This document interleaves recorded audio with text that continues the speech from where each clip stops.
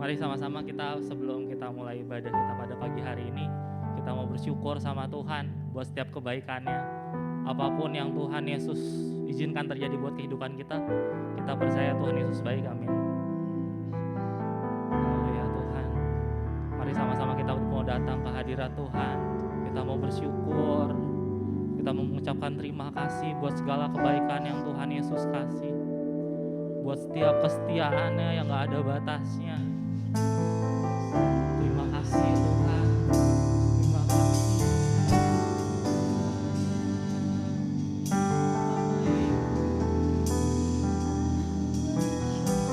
Terima kasih Bapa buat setiap kebaikan-Mu Tuhan. Terima kasih buat kesetiaan-Mu Tuhan.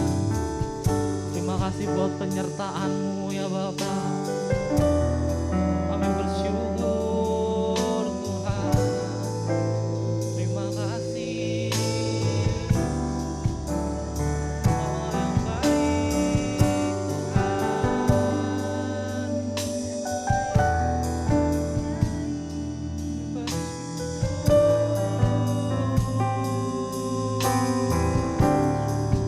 Terima kasih Tuhan Yesus.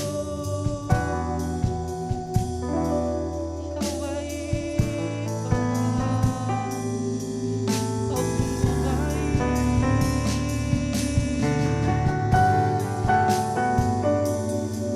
Allah sumber kekuatan kami Tuhan. Allah keselamatan kami Yesus. Terima kasih Bapa. Terima kasih Tuhan.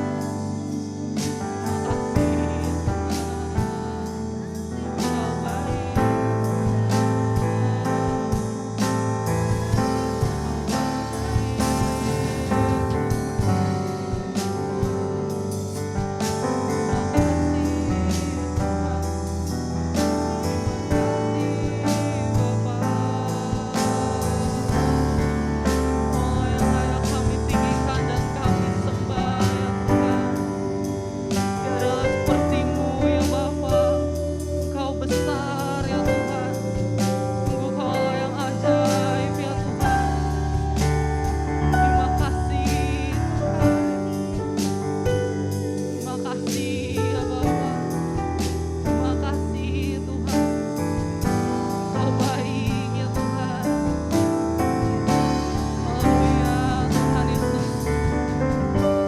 Terima kasih ya Bapa, terima kasih Tuhan.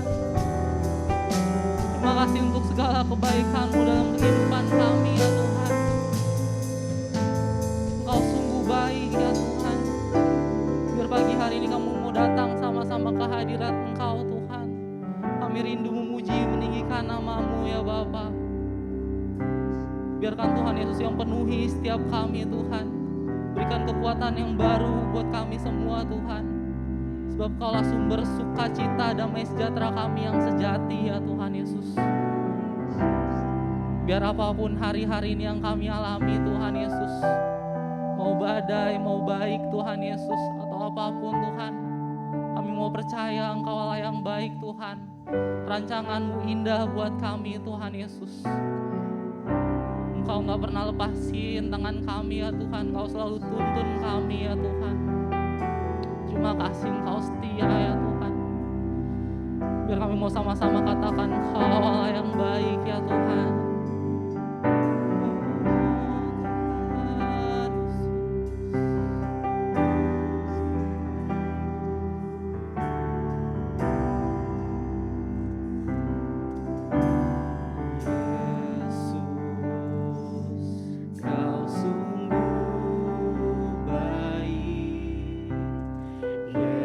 Yesus, Namamu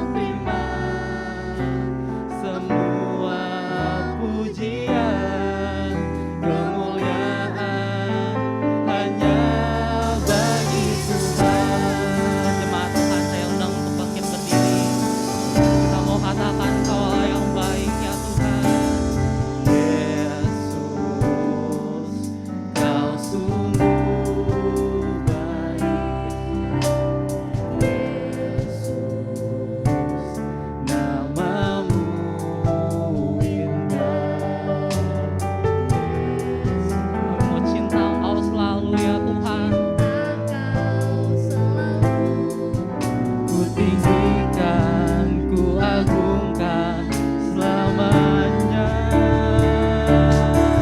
Mau memujimu, ku selalu pujimu, ku mau menyembahmu, ku selalu sembahmu. Kau yang layak terima semua pujian, kemuliaan hanya. Mari sama-sama puji. Ku mau memujimu, ku selalu puji, ku mau menyembahmu, ku selalu sembahmu. Kau yang layak terima semua pujian, kemuliaan hanya bagi. Kami mau puji Kau ya Tuhan.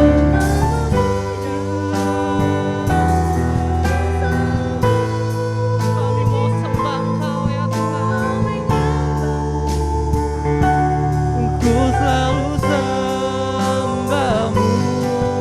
Kau yang layak terima semua pujian, kemuliaan hanya.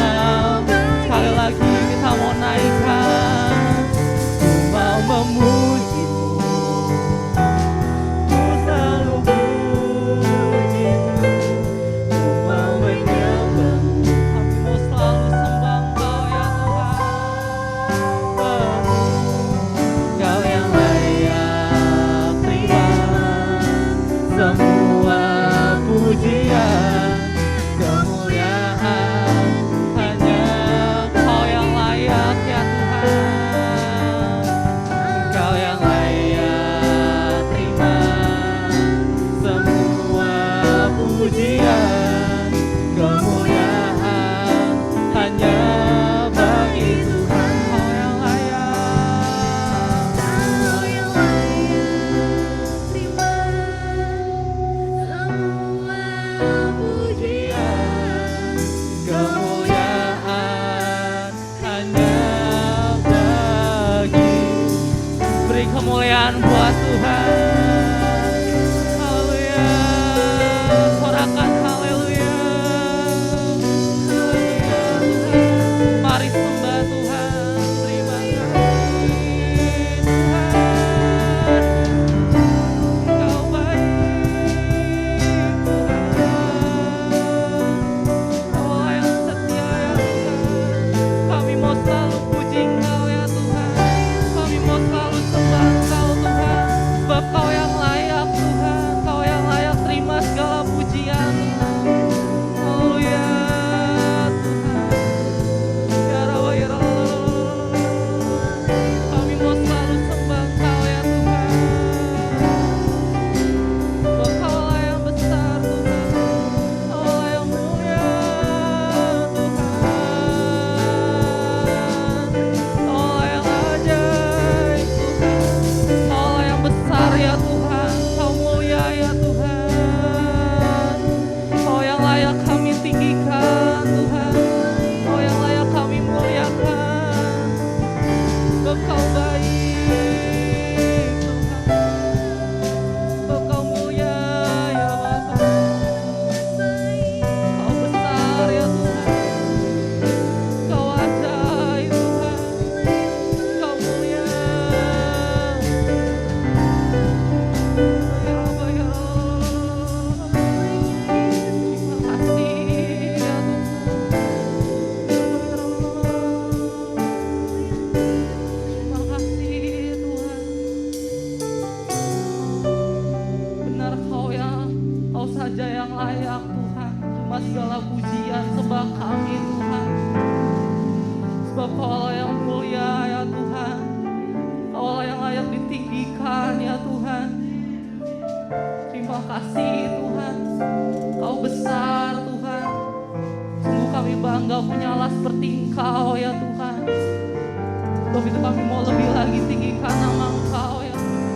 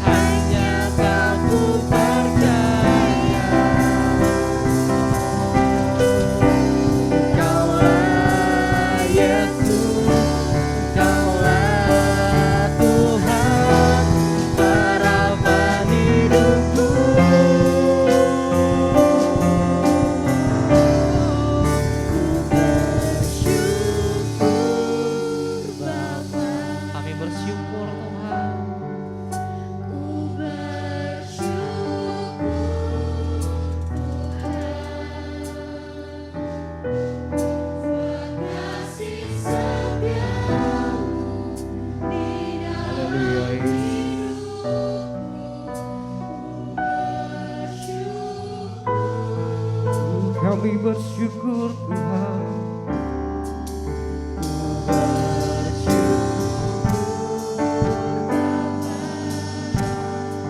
Kami bersyukur.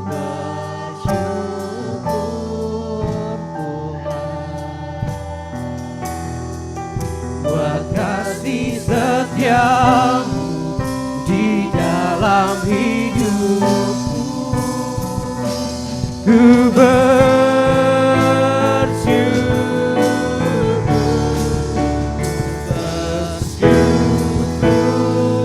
Bapa. Kami bersyukur Tuhan. Oh, haleluya. Buat kasih setiamu di dalam hidupku, ku bersyukur. Betapa kami bersyukur Tuhan. Bersyukur Bapa. Yesus.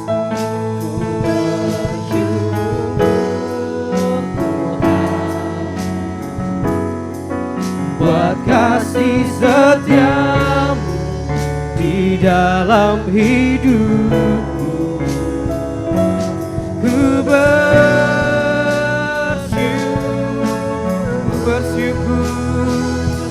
ku bersyukur, kami bersyukur, syukur Tuhan.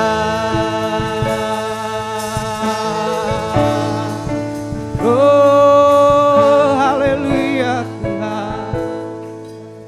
Terima kasih Tuhan. Kami bersyukur Tuhan buat hari ini.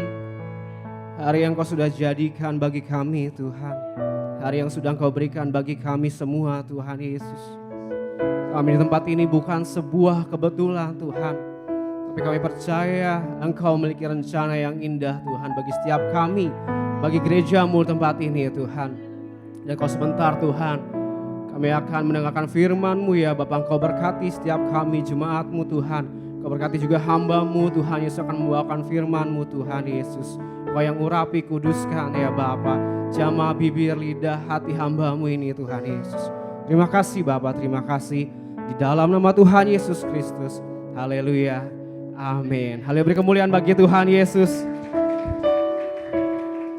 Brother sisters boleh kembali duduk. Haleluya. Shalom para prajurit Kristus. Wah, kurang semangat nih. Coba lebih semangat lagi. Shalom para prajurit Kristus. Sekali lagi shalom. Haleluya, beri kemuliaan bagi Tuhan sekali lagi. Bersyukur sekali hari ini saya melihat banyak dari kita yang boleh hadir tempat ini. Nah, hari ini saya akan berbicara soal what would Jesus do. Beberapa tahun yang lalu ketika saya berada di tempat yang lama, saya sangat ingat sekali pada waktu itu beberapa dari kami, para remaja-remaja, waktu itu saya masih remaja, sekarang umur saya udah 33 tahun. Jadi kira-kira mungkin sekitar 10 sampai 12 tahun yang lalu lah. Sekitar umur 20-an, 21 atau mungkin sebelumnya ya, atau pas masa-masa SMA, udah lama banget. Mungkin bisa ya 12 tahun, 15 tahunan lah. Ketika saya masih kemerah-merahan pipinya, masih imut-imut dan masih kurus gitu ya. Jadi pas saya masuk SMA, biasalah ya, anak-anak muda, anak-anak remaja juga mungkin di sini juga banyak. Itu kita mulai menjalin hubungan dengan lawan jenis gitu. Bahasa sekarangnya pacaran, bahasa dulu juga pacaran sih. Jadi kita mulai menjalin hubungan dengan lawan jenis pacaran gitu ya. Nah, jadi ada beberapa teman, ada beberapa kawan-kawan saya juga yang sedang menjalin hubungan dengan lawan jenis.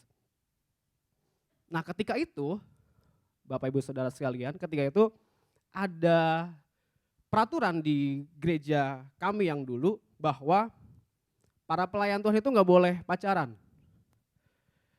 Sekarang mah boleh, dulu nggak boleh. Kami juga nggak begitu jelas kenapa kami nggak boleh pacaran.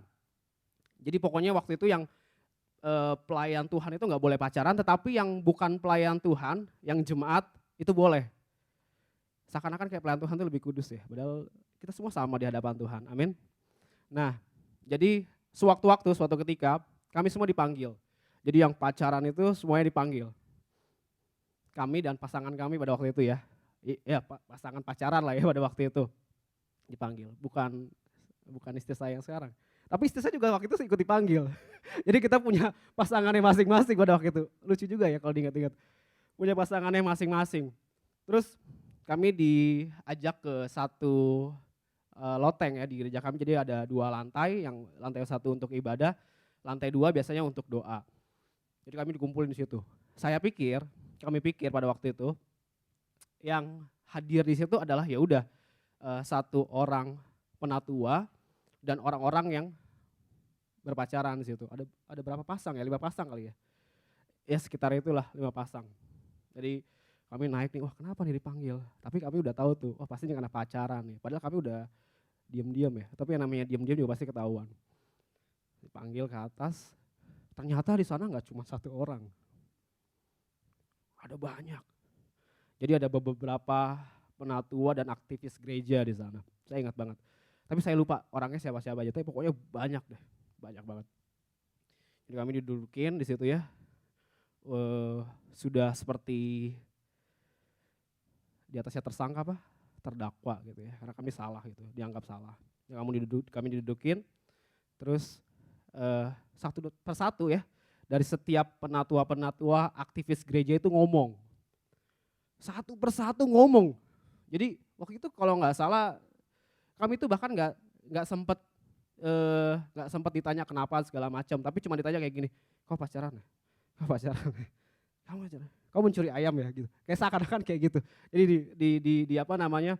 Diinterogasi seperti kau pacaran? Iya saya pacaran. Iya saya pacaran. Terus ya satu-satu pokoknya ngomong menatua-menatua, iya kamu nggak boleh gini bla bla bla bla.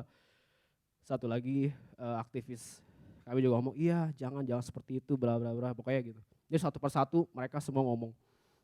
Tetapi kami yang waktu itu duduk sebagai terdakwa, kami nggak ngomong apa-apa gitu. Jadi cuman duduk terdiam gitu. Sampai akhirnya kami disuruh ambil keputusan. Ini lucu banget. Jadi kami suruh ambil keputusan. Pokoknya sekarang yang pacaran di sini harus putus. Jadi harus putus. Di sini saya mau ambil sebuah pelajaran kayak gini, Bapak Ibu Saudara sekalian. Setiap manusia itu sebenarnya tidak bisa diperlakukan sama. Amin enggak? Karena setiap orang itu berbeda. Setiap orang itu berbeda. Pada akhirnya pada waktu itu kami semua yang disuruh putus nggak tahu esensinya apa gitu. Ya putus ya udah putus aja. Kami nggak tahu pelajaran apa yang sebenarnya mereka mau tanamkan ke hidup kami pada waktu itu. Karena kami juga nggak dikasih tahu kenapa kami nggak boleh pacaran, nggak dikasih tahu. Nggak ada pesan yang jelas pada waktu itu. Pokoknya mah intinya udah nggak boleh pacaran ya kan kamu pelayanan, kamu nggak boleh pacaran. Itu aja yang didengungkan. Tapi kita nggak pernah tahu, kami nggak pernah tahu kenapa pada waktu itu kami dilarang untuk pacaran. Jadi setiap kami yang 5 pasang itu diperlakukan sama. Padahal setiap manusia itu berbeda. Benar ya. Pertama dari gender aja kita berbeda. Ada laki-laki, ada perempuan. Treatmentnya berbeda nggak? Berbeda. Ada kereta khusus laki-laki, gerbong khusus laki-laki? Nggak ada. Yang ada gerbong khusus wanita. Treatmentnya berbeda. Itu dari sisi gender ya. Baru kita lihat dari sisi gender. Belum lagi dari sisi umur. Apakah perlakuan untuk ini aja yang kakak beradik aja ya, yang umurnya beda sedikit aja mungkin berbeda. Benar gak Cilina? Untuk Phoebe berbeda perlakuannya, untuk Abby berbeda, betul ya? Berbeda.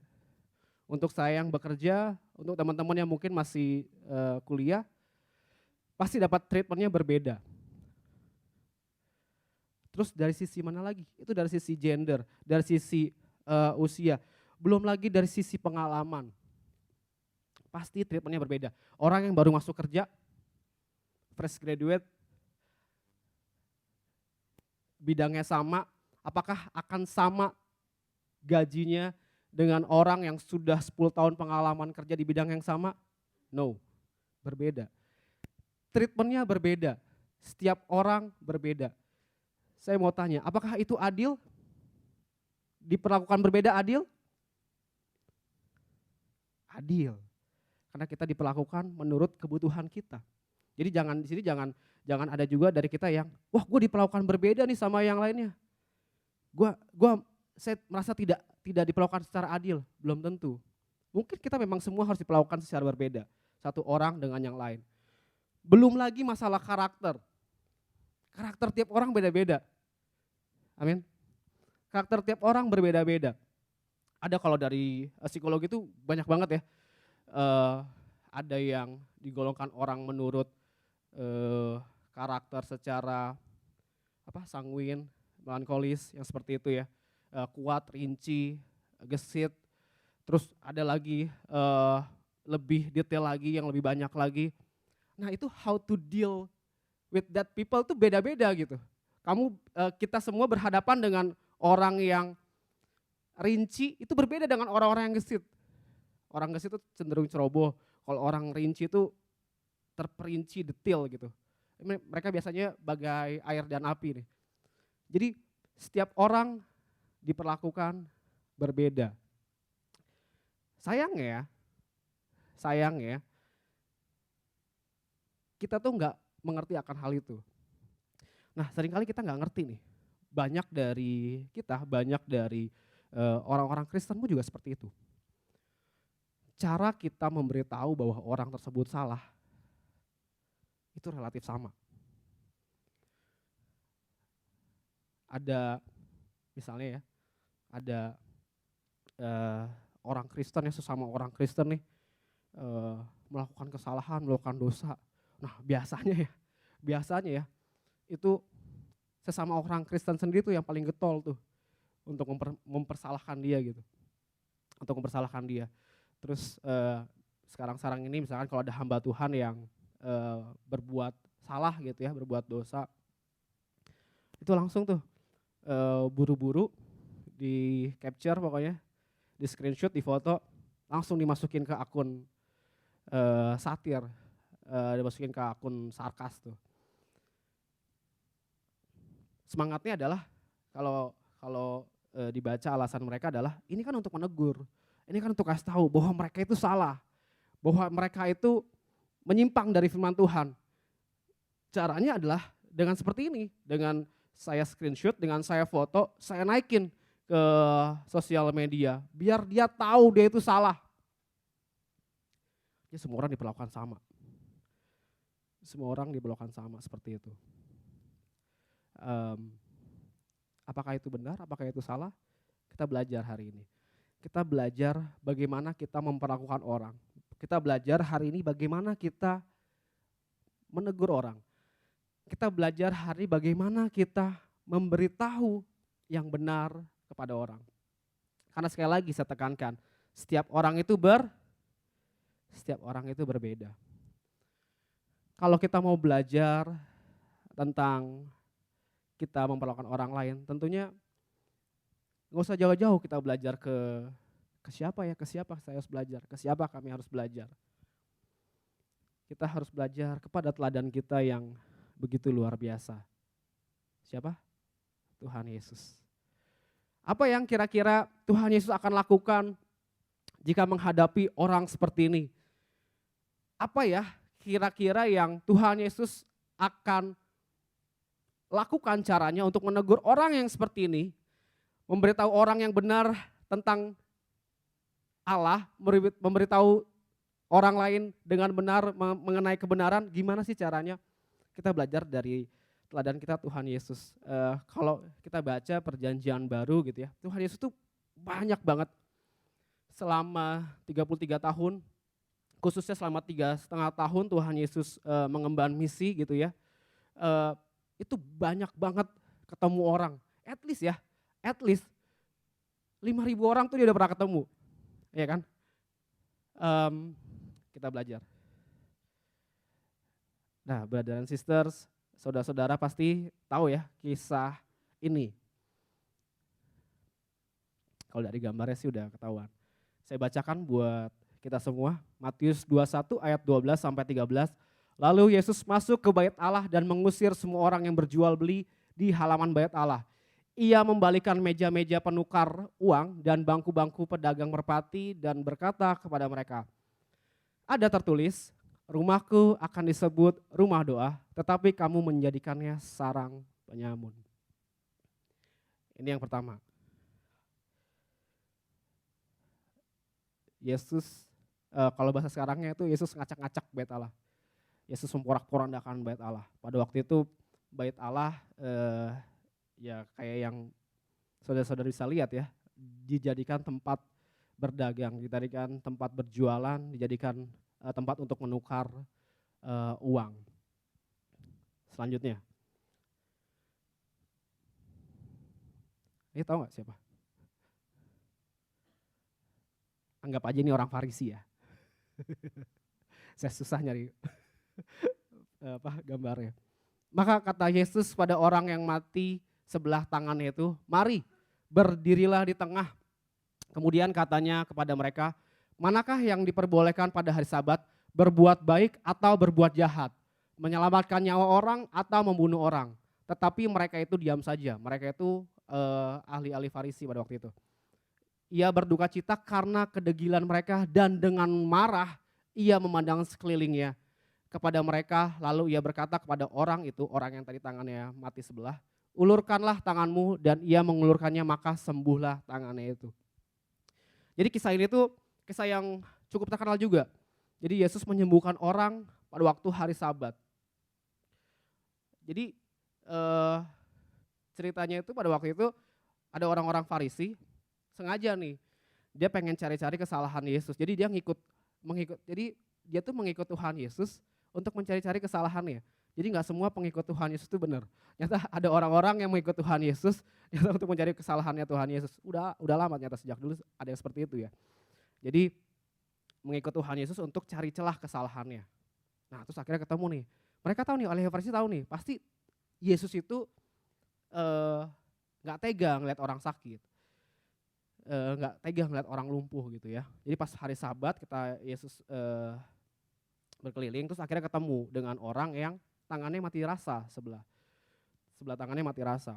Terus oleh ahli Farisi ini pengen dijebak. Farisi bilang kayak ahli Farisinya bilang, coba tuh ada orang yang tangannya sakit, tapi ini hari Sabat. Apa yang harus dilakukan? Nah makanya, jadi Tuhan Yesus tuh kayak sengaja kalau brother and sister lihat ya, kayak Yesus tuh kayak nantangin gitu. Ayo sini, coba berdiri di tengah sini. Yang di tangannya sakit tuh, suruh berdiri di tengah, biar orang Farisi ngeliat gitu sekalian.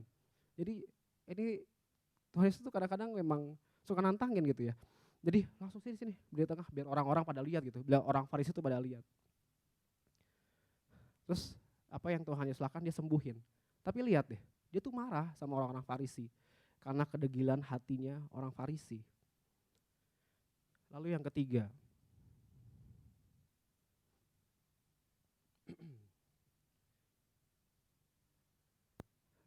yang ketiga, ini adalah ketika di Danau Galilea, Yesus dan murid-muridnya menyeberang Danau Galilea. Terus ada badai, ada angin ribut di danau tersebut. Saya bacakan lagi ya. Matius 8 ayat 26. Ia berkata kepada mereka, mengapa kamu takut? Kamu yang kurang percaya. Lalu bangunlah Yesus menghardik angin dan danau itu. Maka danau itu menjadi teduh sekali. Yang tulisan kuning di bawahnya,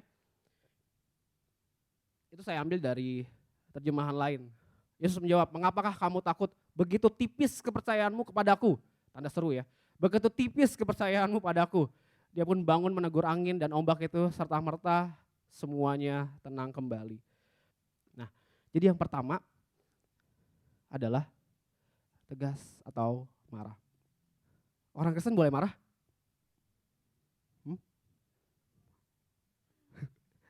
Boleh marah? Yes. Tuhan Yesus marah loh. Bahkan di ayatnya tadi Tuhan Yesus telak-telak dibilang Yesus marah. Ya Tuhan Yesus juga manusia. 100% manusia, 100% Tuhan. Jadi dia merasakan emosi juga.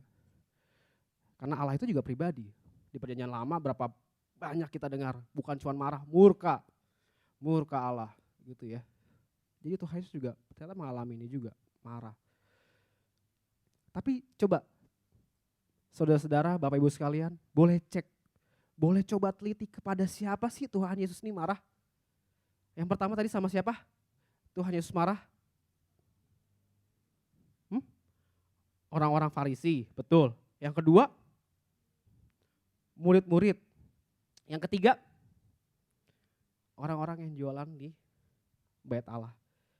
Kesimpulannya adalah Tuhan Yesus itu marah kepada orang-orang yang tahu akan firman Tuhan, orang-orang yang tahu akan kebenaran, tapi gak melakukannya. Dia marah.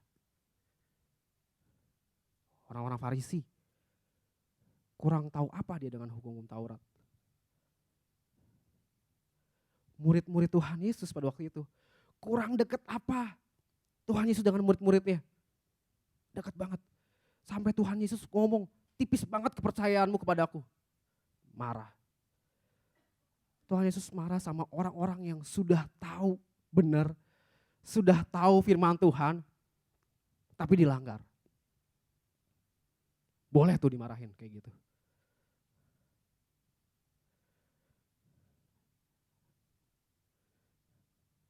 Kita buka ayatnya next. Agak kurang ke atas, saya bisa baca tapi. Maka berkatalah Yesus kepada orang banyak dan kepada murid-muridnya, katanya, ahli-ahli Taurat dan orang-orang Farisi telah menduduki kursi Musa. Sebab itu turutilah dan lakukanlah segala sesuatu yang mereka ajarkan kepadamu, tetapi janganlah kamu turuti perbuatan-perbuatan mereka. Karena mereka mengajarkannya tetapi tidak melakukannya. Nah, Tuhan Yesus tuh marah dengan orang-orang seperti ini. Tuhan Yesus tuh melakukan sebuah perbuatan atau menegur dengan tegas, dengan marah.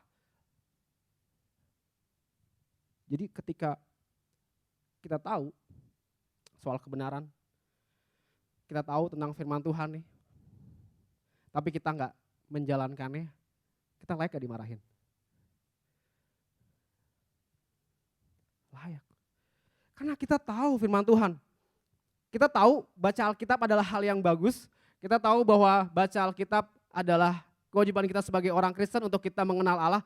Tapi kita nggak melakukannya. Tapi berapa banyak dari kita yang marah ketika kita diingatkan sama hamba Tuhan. Kamu nggak baca Alkitab ya?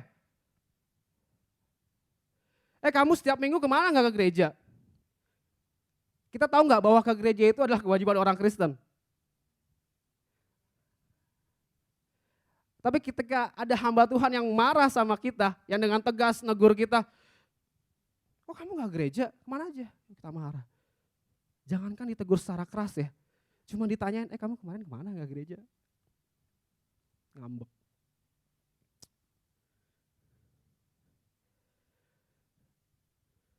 Orang Kristen itu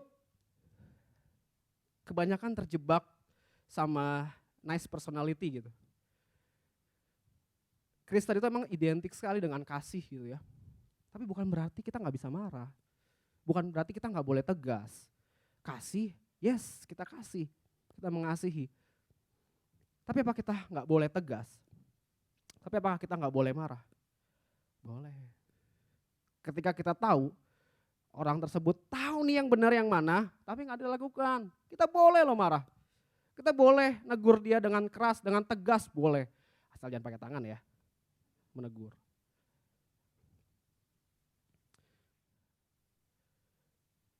Orang Kristen marahin anaknya, wih orang Kristen macam apa itu? Marahin anaknya. Karena dari dulu kita ditanamkan bahwa orang Kristen tuh gak boleh marah-marah, betul gak boleh marah-marah. Tapi orang Kristen tuh harus tegas. Orang Kristen tuh harus punya prinsip.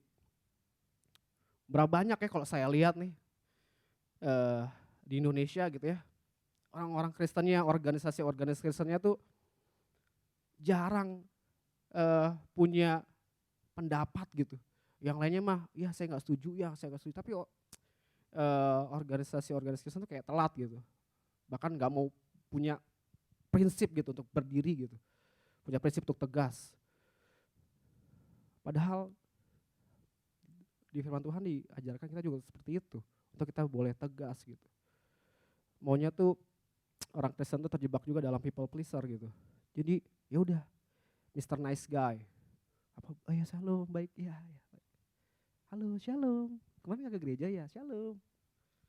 Kemarin kemana? Ke gereja. Jadi selalu kalau orang Kristen tuh ya harus baik, nggak boleh marah, nggak boleh ini. Boleh marah, tapi tadi nggak boleh marah-marah. Nggak boleh memendam rasa amarah di dalam hati kita. Jangan sampai matahari terbenam, marah kita belum padam, kata firman Tuhan. Ya, marah itu boleh, tetapi jangan sampai kita menyimpan kemarahan. Belajar deh, belajar dari setiap kita belajar marah dulu deh. Ini ada pengkhotbah yang ngajarin kita untuk marah. Ya kita harus bisa marah, kita harus bisa tegas. Harus bisa tegas. Tapi saya juga mau ajarin kita, untuk kita juga mesti hati-hati.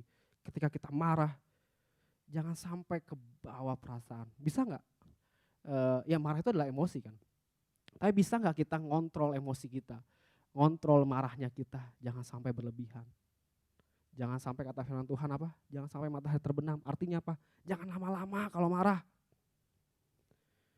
Jangan lama-lama. Biasanya kalau orang marah ya, saya marahin kamu. Kamu ini kemarin-kemarin ke gereja. Sampai minggu depannya dicuekin, sampai sebulan depannya dicuekin. Itu yang namanya terjebak dalam kemarahan itu ya seperti itu. Jangan sampai seperti itu, kita boleh marah. Kita mungkin yang keluarga punya anak, kita boleh marah sama anak. Tapi ya, apakah ada gitu orang tua yang marah terus sampai setahun itu sama anaknya? Enggak lah. Itu yang pertama. Yang kedua,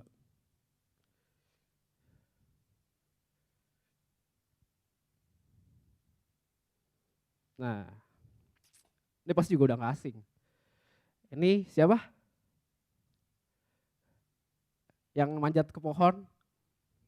Zakheus. Kalau manjat ke pohon tuh pasti tahu Zakheus. Ketika Yesus sampai ke tempat itu, ia melihat ke atas dan berkata, Zakheus segeralah turun, sebab hari ini aku harus menumpang di rumahmu. Lalu Zakheus segera turun dan menerima Yesus dengan sukacita. Sekali lagi ya, Zakheus segeralah turun sebab hari ini aku harus menumpang di rumahmu. Lalu Zakheus segera turun dan menerima Yesus dengan sukacita. Yang kedua yang saya pelajari adalah ini. Be friendly. Ini tuh saya tuh benar-benar kagum sama cara Tuhan Yesus itu nge-treatment orang. Setiap orang itu bisa beda-beda. Dan mind blowing gitu. Kita tahu semua Zakheus adalah seorang pemungut cukai yang pada waktu itu dibenci sama orang-orang yang dipungut pajak ya, dipungut cukainya. Karena cukai mereka tuh diserahkan sama pemerintahan Romawi pada waktu itu kan, orang Yahudi Israel kan dijajah sama Romawi. Terus kalau saya baca juga jadi maksa gitu ya, jadi mungut cukai itu maksa. Jadi si Zakheus ini tuh benar-benar dibenci banget. Dibenci banget sama orang-orang sekitarnya. Sangat-sangat dibenci. Kalau mungkin saudara-saudara tahu ya, mungkin ada selebgram, ada YouTuber di sini yang subscribernya berapa juta gitu ya, hatersnya juga pasti banyak kan. Nah mungkin saya rasa ya seperti itu Zakheus gitu. Zakheus tuh hatersnya banyak banget. Tapi Tuhan Yesus ngelakuin itu. Tuhan Yesus duduk makan bareng sama Zakheus yang notabene adalah pada waktu itu dianggap pendosa, memeras masyarakat sekitar dengan mungut cukainya, sungut-sungut. Tapi Tuhan Yesus melakukan hal itu. Tuhan Yesus melakukan hal itu. Tuhan Yesus ini nggak peduli nih sama apa kata orang ya. Tuhan Yesus tuh nggak dia punya citra diri tapi dia nggak melakukan pencitraan gitu. Coba bayangin ya bayanginnya seperti itu gitu. Tuhan rabi, guru yang suka ngajar terus duduk sama pendosa. Mungkin kalau kita akan melakukan hal seperti itu juga pasti akan disungut-sungutin sama orang. Pasti juga akan diomongin juga sama orang. Ngapain sih orang udah tahu jahat, udah tahu omongannya suka ngegosip tapi masih dideketin, masih ditemenin. Nah, Tuhan Yesus ngajarin kita untuk seperti itu loh. Be friendly sama orang-orang seperti ini. Gak peduli apa kata orang. Tuhan Yesus gak peduli apa kata pengikut-pengikutnya yang bilang.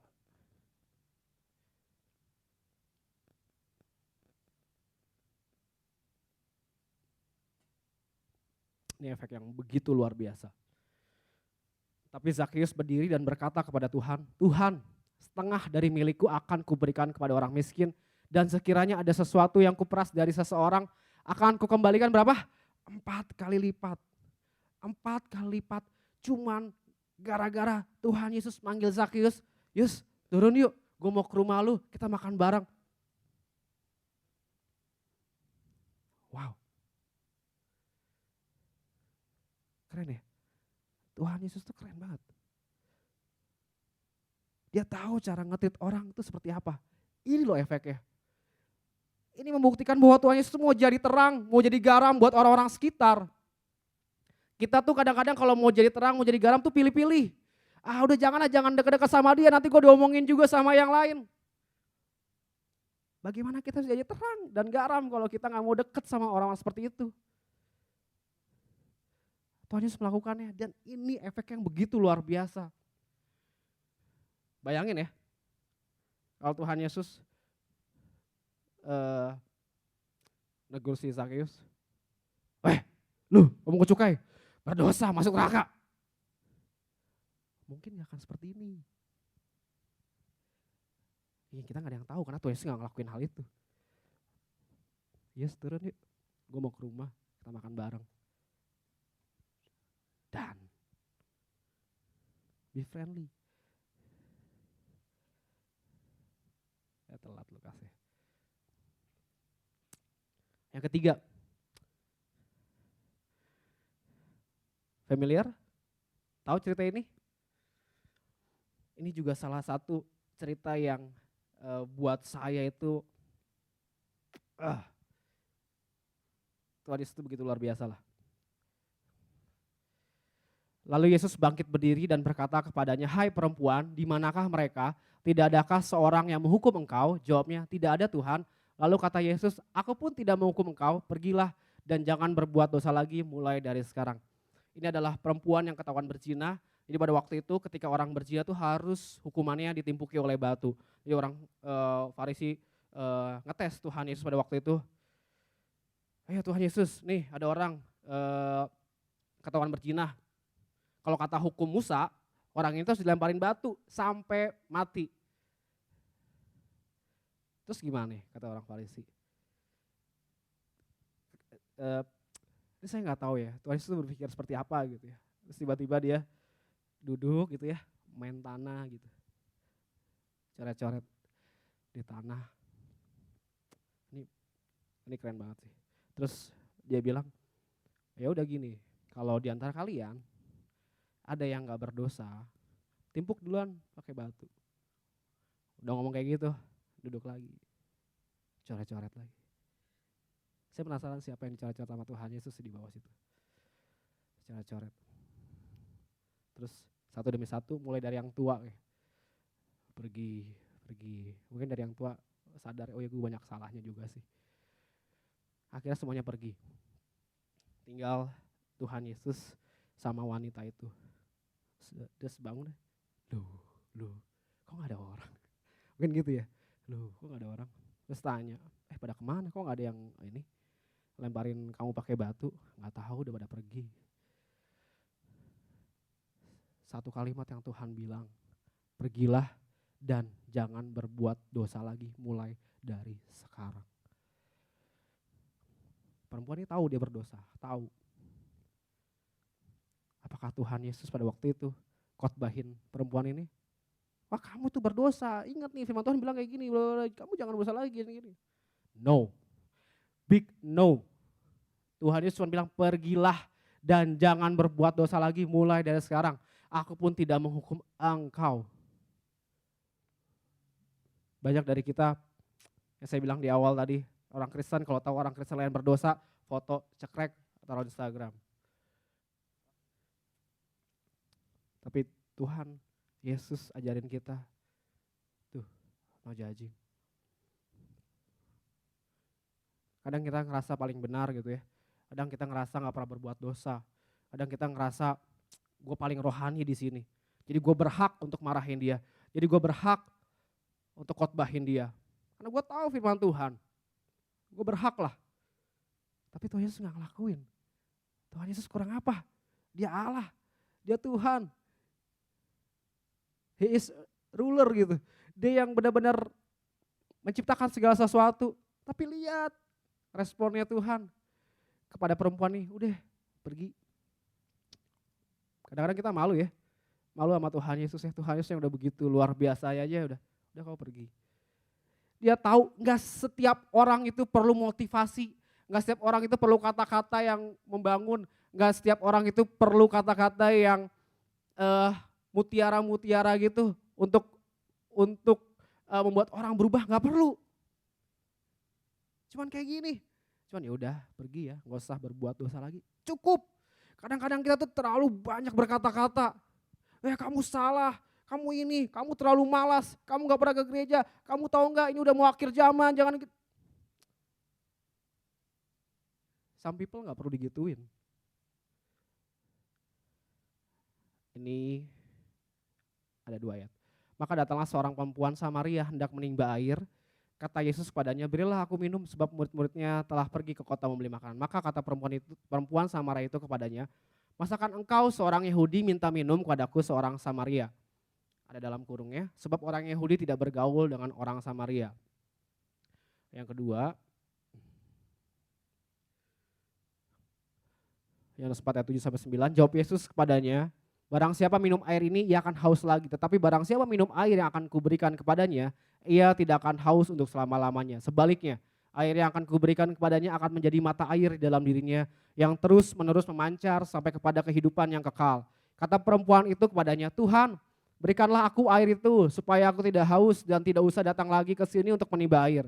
Kata Yesus kepadanya, pergilah, panggillah suamimu dan datang ke sini. Kata perempuan itu, aku tidak mempunyai suami. Kata Yesus kepadanya, tepat katamu bahwa engkau tidak mempunyai suami. Sebab engkau sudah punya 5 suami dan yang ada sekarang padamu bukanlah suamimu. Dalam hal ini engkau berkata benar. Pada waktu itu pada siang hari, jam 12 siang gitu, Tuhan Yesus capek, dia ke sumur Yakub. Di situ gak lama ada seorang perempuan Samaria yang menimba air. Nah, yang mau saya beritahukan adalah ini. Dari cerita tersebut, saya pelajari ada 3 hal yang Tuhan Yesus lakukan yang menjadi treatmentnya Tuhan Yesus ketika menghadapi perempuan Samaria ini. Yang pertama adalah no racism. Jadi Tuhan Yesus tuh benar-benar jadi pionir anti rasisme gitu ya. Dari zaman dulu ya Tuhan Yesus yang ngelakuin itu sebenarnya. Ide yang pertama. Orang Samaria sama orang Yahudi itu orang Yahudi itu nganggap orang Samaria itu orang kafir.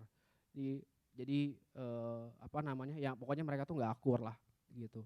Jadi makanya tadi ada percakapan perempuan Samaria itu bilang kan, masa orang Yahudi minta air sama saya orang Samaria gitu. Itu sesuatu yang nggak lazim gitu karena mereka bermusuhan gitu. Beda pandangan. Tapi coba kita lihat ya, Tuhan Yesus kayak enggak kita tuh sama. Orang Samaria, orang Yahudi, orang Jawa, orang China, orang Padang, orang Papua, kita sama. Kita nggak berbeda, kita sama di mata Tuhan. Jadi jangan ngebeda-bedain. Kalau kita ngebeda-bedain tuh akan timbul yang namanya stereotype. Nah itu yang bikin bumi ini tuh nggak damai ya seperti itu gitu. Orang masih menganggap dirinya itu suku dalam dirinya itu jadi orang yang paling superior, paling baik. No, kita semua sama di mata Tuhan. Dan di sini kita juga belajar nih bahwa kita tuh juga harus baik sama orang-orang yang kita anggap tanda kutip ya sebagai musuh kita. Biasanya kalau orang yang berseberangan sama kita, kalau orang yang agamanya nggak sama gitu ya sama kita ya,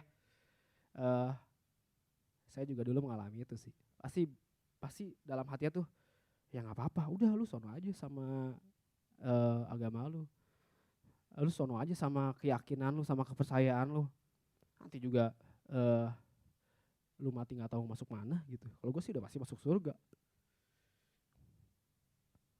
Gitu. Nah, gara-gara hal kayak gitu ya, gara-gara kita punya pemikiran seperti itu, jadi akhirnya kita nggak pernah yang namanya tuh bergaul, terus memberitakan firman Tuhan tuh nggak pernah. Karena kita nggak mau, bukan nggak bisa, karena kita nggak mau. Enggak lah, dia udah jahat kok, dia udah ngejelek-jelekin agama kita, ngapain kita deket-deket, ngapain kita kasih tahu soal kebenaran, nggak usah lah. No, tapi Tuhan Yesus ngajarin bahwa kita semua sama. Terus yang kedua adalah find the pain. Terkadang kita tuh nggak mau tahu orang dosa, orang kagak gereja, ya udah dosa aja pokoknya. Ketika Tuhan Yesus berbicara sama orang Samaria ini, perempuan Samaria ini, Tuhan cari tahu dulu nih, kenapa ini perempuan punya 5 suami, terus oh ternyata dia ini haus. Tuhan Yesus pakai beberapa perumpamaan. Dicari dulu gitu, dicari dulu alasannya. Kita tuh kadang-kadang suka langsung seperti itu. Saya pakai cara yang gampang lah, datang ke gereja gitulah. Kita kadang-kadang, ya kamu gimana sih, kamu udah tahu pelayan Tuhan tapi kamu gak ke gereja. Kita tuh lupa bahwa dia tuh manusia. Harus diperlakukan seperti manusia. Ditanya, kamu kenapa kemana ke gereja? Oh orang tua saya sakit. Nah, kadang malu gak kalau akhirnya dia punya alasan yang kuat untuk dia gak ke gereja. Malu. Makanya kita harus cari tahu dulu kenapa. Terus yang terakhir, kita bicara 4 mata. Jam 12 siang pada waktu itu gak ada orang. Tuhan Yesus berbicara sendiri. Yang akhir-akhir ini susah banget kita dapetin. Yang tadi saya bilang, udah tahu salah, asik kita foto, kita sebarin, kita viralin. Gak ada yang namanya, ayo ngomong berdua, kamu tahu salahnya apa? Gak ada. Andai kita semua tahu firman Tuhan, Tuhan Yesus gak pernah yang namanya kepada perempuan Samaria ini ngejelek-jelekin di depan banyak orang. Ini perempuan ini salah nih. Dia punya 5 suami dulu nih, sekarang dia tinggal sama sama cowok yang bukan suaminya. No. Ada murid-muridnya? Nggak ada loh, nggak ada murid-muridnya loh waktu itu. Murid-muridnya lagi cari makanan, dia cuma berdua. Nggak ada aktivis-aktivis gereja, nggak ada penatua-penatua gereja lain, nggak ada. Cuman berdua, 4 mata.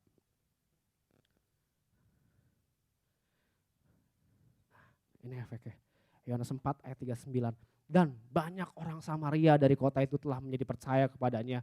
Karena perkataan perempuan itu yang bersaksi, ia mengatakan kepadaku segala sesuatu yang telah kuperbuat. Dan banyak orang Samaria.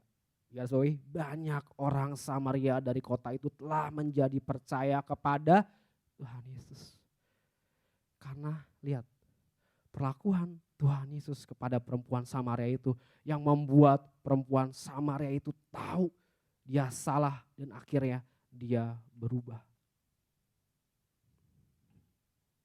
Ngomong secara privately. 4 mata cukup membuat orang itu berubah. Apakah tadi yang 5 pasangan itu berubah? Mungkin enggak pada saat itu. Karena mereka enggak tahu. Dan dipermalukan. Nah ini Tuhan Yesus ngajarin kita. Kalau kita mau menegur orang, ayo ngomong baik-baik. 4 mata. Kesimpulannya adalah this one. Tuhan Yesus tegas dia pernah marah? Yes. Tuhan Yesus friendly dengan orang yang berbuat dosa seperti Sakeus? Yes. Tuhan Yesus tidak menghakimi kepada perempuan yang berbuat zina? Yes. Terakhir, Tuhan Yesus juga tidak membanding-bandingkan, no racism. Terus dia ngomong empat mata sama perempuan itu dan akhirnya perempuan itu juga diselamatkan. Karena dasarnya adalah kasih.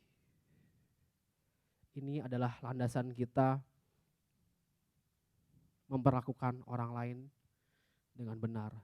Kalau kita punya kasih,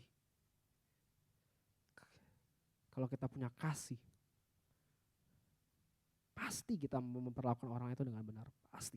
Ketika kita punya kasih, nggak ada tendensi untuk mempermalukan, nggak ada tendensi untuk membuat orang tersebut down, nggak ada. Dan hukum yang kedua yang sama dengan itu ialah kasihilah sesamamu manusia seperti dirimu sendiri. Amin buat firman Tuhan hari ini.